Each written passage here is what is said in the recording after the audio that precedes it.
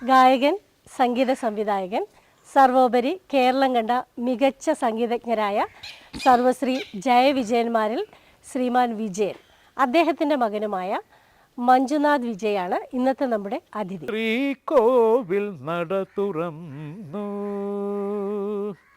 ശ്രീകോവിൽ നട തുറന്നു, പൊന്നമ്പലത്തിൻ ശ്രീകോവിൽ നട തുറന്നു, പൊന്നമ്പലത്തിൻ ശ്രീകോവിൽ നട തുറന്നു, പൊന്നമ്പലത്തിൻ ശ്രീകോവിൽ നട തുറന്നു.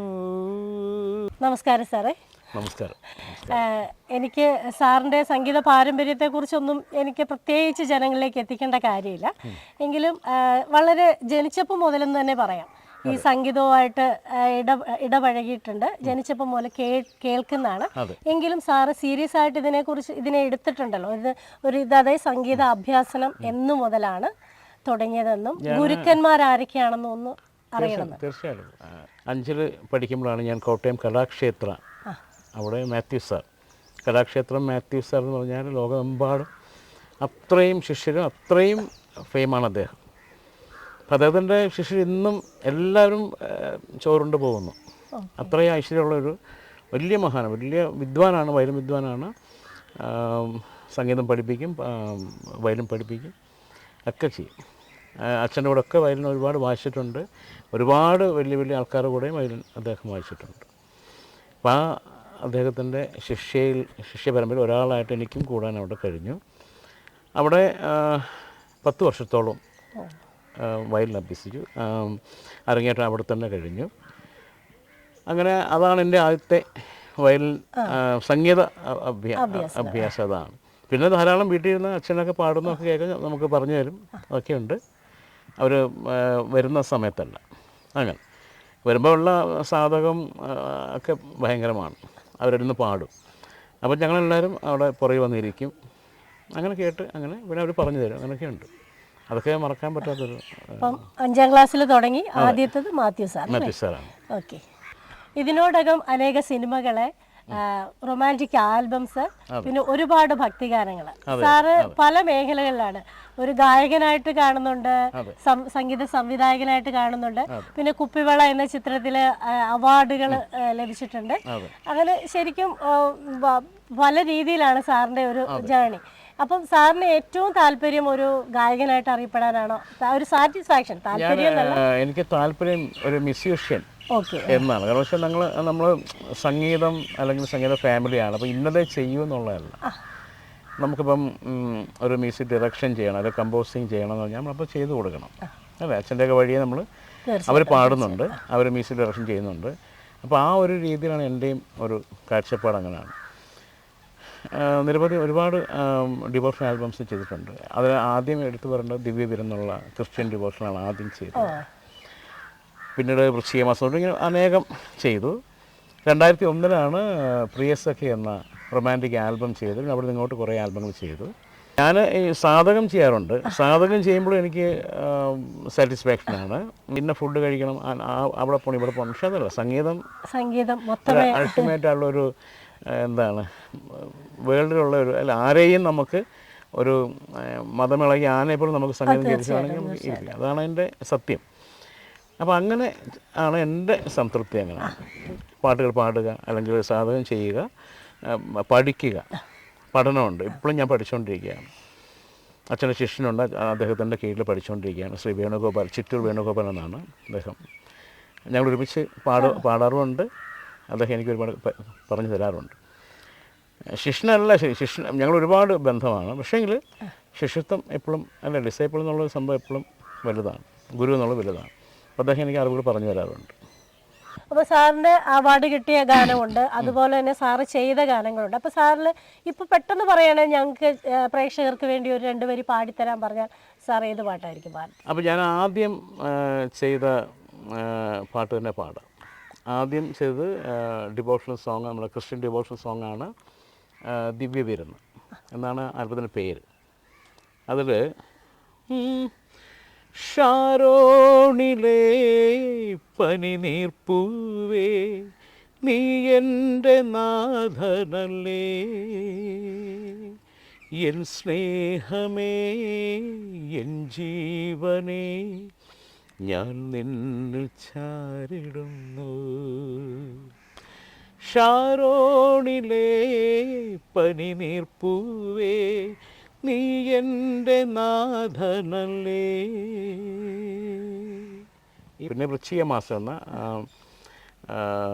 അയ്യപ്പൻ്റെ ശാസ്താവിൻ്റെ പാട്ട്, അത് 10 പാട്ടുകൾ അങ്ങനെ കമ്പോസ് ചെയ്തു. അത് മനോജ് കൃഷ്ണൻ എന്ന് പറഞ്ഞ ഗായകനാണ് പാടി. പക്ഷേ അദ്ദേഹം ഇപ്പോൾ നമ്മളെ വിട്ട് പിരിഞ്ഞിട്ട് ഒരു 3-4 വർഷമായി. അങ്ങനെ പിന്നീട് ചെയ്തത് വന്ദേ ഭവതി, അങ്ങനെ കുറേ ആൽബം, മധു വിജയ്, അങ്ങനെയുള്ള എല്ലാവരും, സന്താന ഗോപാലമൂർത്തി, അതിൽ മധു വിജയ്, നമ്മുടെ സുദീപൊക്കെ എല്ലാവരും ഒക്കെ പാടിയിട്ടുണ്ട് പല പല ആൽബങ്ങളായിട്ട്. പിന്നെ 2001 നമ്മുടെ പ്രിയ സഖി എന്നുള്ള റൊമാൻറ്റിക് ആൽബം, അത് 10-15 വർഷത്തോളം നമ്മൾ ടി വിയിൽ ഇങ്ങനെ കളിക്കുകയുണ്ടായി. അപ്പോൾ അത് അന്നൊക്കെ രവീന്ദ്ര മാഷും അല്ലെങ്കിൽ അതുപോലുള്ള ഒരുപാട് ലെജൻസ് നിന്ന് കത്തുന്ന കാലമാണ്. അപ്പോൾ അത് മിക്കവാറും സെമി ക്ലാസിക്കൽസ് ആണ്, അങ്ങനെയുള്ള സോങ്സ് എല്ലാം വരുന്നതിനിടയ്ക്ക് ഞങ്ങൾക്കൊരു തീരുമാനം, ഒരു വിൻ്റർ മൂഡ്, ഒരു മിസ്റ്റി മൂഡായിട്ടൊരു ആൽബം ചെയ്യണം എന്നൊക്കെ വെച്ചാൽ അന്ന് അങ്ങനെ ചെയ്തതാണ്. അപ്പോൾ അത് ഏകദേശം അന്ന് എല്ലാവരും ഈസിയായിട്ടത് എന്താണ് എല്ലാവരും ഏറ്റെടുത്തത്. ആ പാട്ട് നല്ലൊരു, ഞാൻ തന്നെ പാടുക കേട്ടോ. അന്ന് ഒരാഗ്രഹം, വൈഫാണ് എൻ്റെ പ്രൊഡ്യൂസർ, എൻ്റെ ഫ്രണ്ട് ജോബി, അദ്ദേഹം പ്രൊഡ്യൂസ് ചെയ്തിട്ടുണ്ട്. അതിനകത്ത് എഴുതിയിരിക്കുന്ന പേരൂർ രാജീവ് നായർ എന്നുള്ള കവിയാണ്.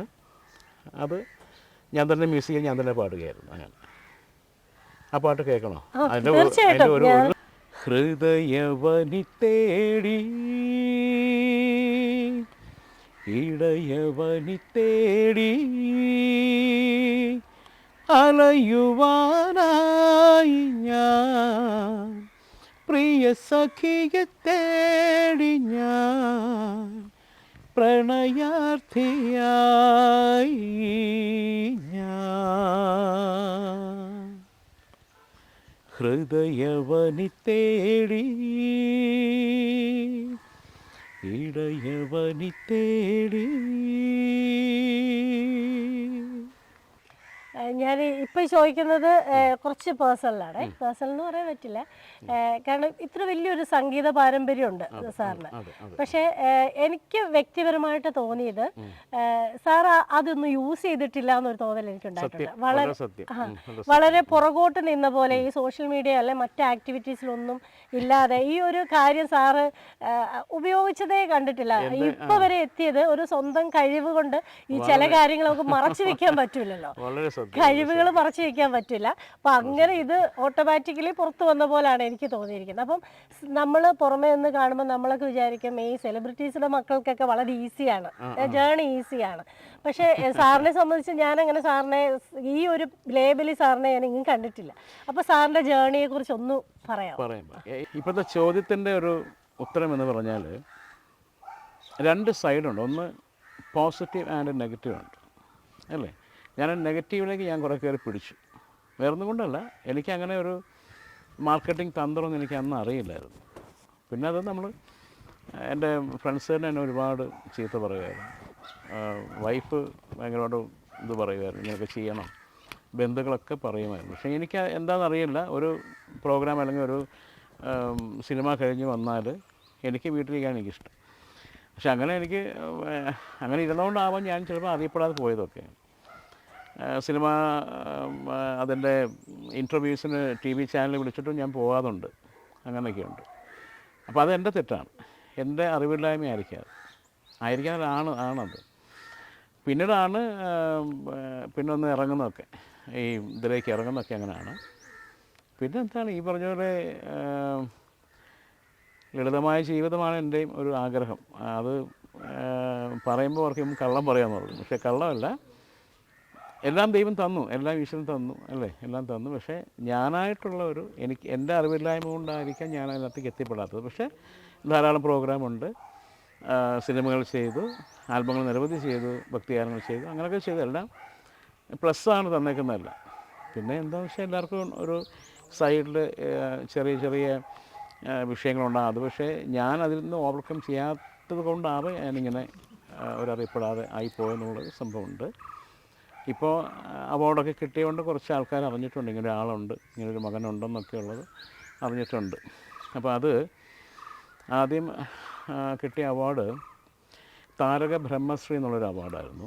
അത് അച്ഛൻ്റെയൊക്കെ പാട്ടുകൾ നമ്മൾ ഈ ഒരു കാലത്തും ഇത്ര റാപ്പിഡ് ഒരു ലൈഫിലെ ആണെങ്കിലും അച്ഛൻ്റെയൊക്കെ പാട്ടുകൾ ഇപ്പോഴും പാടി ഭക്തജനങ്ങൾക്ക് കൊടുക്കുന്നു എന്നുള്ളൊരു അവാർഡാണ്.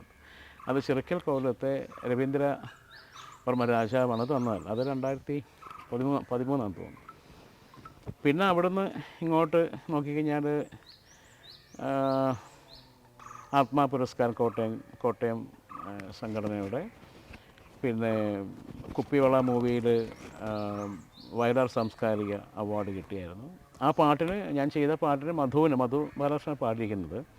അതുപോലെ വയലാർ അവാർഡും ക്രിട്ടിക്സ് അവാർഡും ലഭിക്കുകയുണ്ടായി ആ പാട്ടിൽ. അപ്പോൾ മൂന്ന് അവാർഡ് കിട്ടിയപോലൊക്കെ ഉണ്ട്.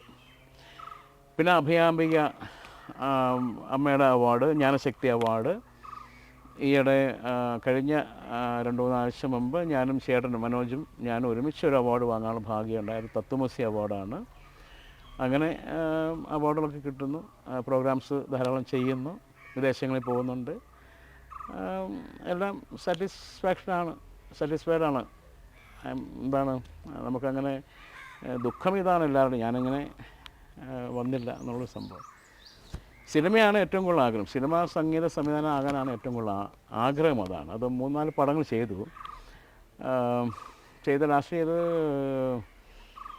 അത് കൊറോണ കാരണം അത് സ്റ്റോപ്പായി പോയത്. പക്ഷേ നല്ല പാട്ടായിരുന്നു, ശ്രീകുട്ടേട്ടനാണ് പാടിയതൊക്കെ. അതങ്ങനെ പോയത്. ഇനിയിപ്പം അടുത്ത മൂവി വരുമ്പോൾ ചെയ്യണം എന്തായാലും. ഞാൻ പിന്നെ ആരെ ശല്യപ്പെടുത്താറില്ല, അങ്ങനെ ചാൻസ് ഇപ്പം ജോഷി സാർ തൊട്ട് വലിയ ലെജൻഡ് അവിടെ തൊട്ട് ഞാൻ താഴേക്ക് എല്ലാവരും ചോദിച്ചിട്ടുണ്ട്. മമ്മൂക്ക, മോഹൻലാൽ തൊട്ട് ലാലേട്ടൻ, മമ്മൂക്ക, അങ്ങനെയുള്ള എല്ലാവരും തൊട്ട് താഴോട്ടുള്ള എല്ലാവരോടും ചാൻസ് ചോദിച്ചിട്ടുണ്ട്. തരുമായിരിക്കാം, എനിക്കറിയില്ല. എല്ലാം പ്രകൃതിയാണ്. വരട്ടെ, വന്നു കഴിഞ്ഞാൽ ഏത് പാട്ടും ചെയ്യാനുള്ളൊരു ധൈര്യമുണ്ട്, ഏത് ടൈപ്പിലുള്ള പാട്ടുകളും. ഇപ്പം നമ്മൾ സംഗീത ഫാമിലി ആയതുകൊണ്ട് കർണാടക മാത്രമല്ല, എല്ലാ ടൈപ്പുള്ള സോങ്സും ചെയ്യാനുള്ള ഒരു മനസ്സുണ്ട്. അങ്ങനെ നിൽക്കുന്നിപ്പം. മിഴി നനഞ്ഞ മൈനയോ മാറിയോ, വളയുടഞ്ഞ കൈകളോ വിരഹം, തെന്നലറിയാത്തേങ്ങൾ പോലെ